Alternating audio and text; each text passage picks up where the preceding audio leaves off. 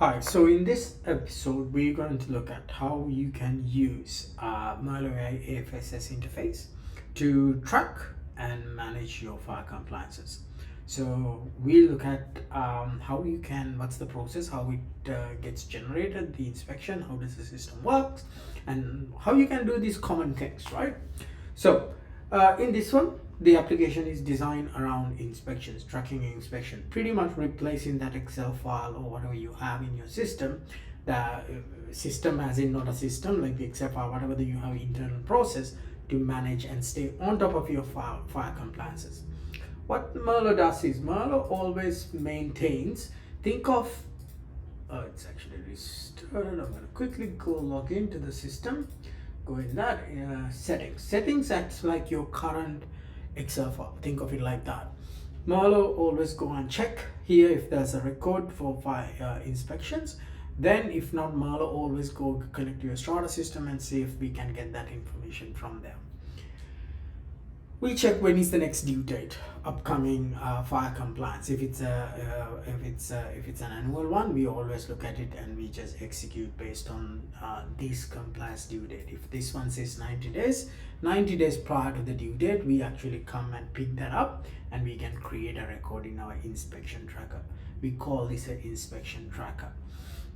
In the inspection tracker, you'll see like you have monthly ones, annual, quarterly, annual for different plans, biannual, and likewise. So this is where we track those individual ones based on the parameters that we have set in the settings. How the system gets generated, that is, first of every month we look at your records and see, okay, what are the inspections that I have to, the system has to generate on that day, so you can stay on top of your fire compliances. Inspections and things like that we call an inspection record, which is can be a monthly one, quarterly one, biannual one. Then the AFSS inspection is pretty much the annual one, because at the end of the end outcome is you have the AFSS certificate. But anything to do with your monthly, quarterly, biannual, you don't generate an AFSS certificate, but we still have to do the inspection. So that's how the system works. So if you come here, you can always go in and you can edit your information however you want. You can change your contractor and things like that.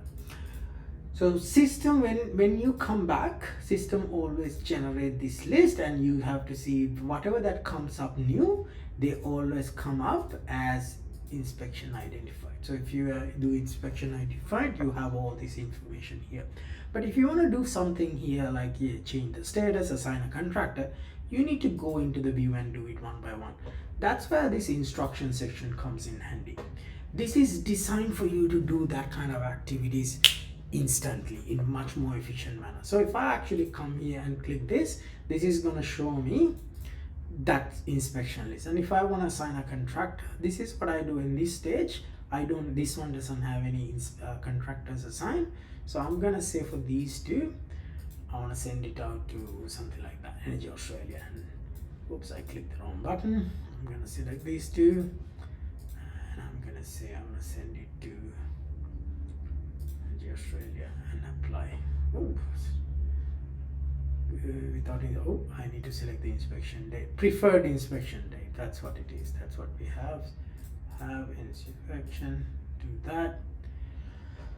No records were updated. Records must be inspection. It will be updated because it's gone, right? So we have that. So if I actually go in there, I'm going to say these are changed to inspection requested. That means the system has gone and created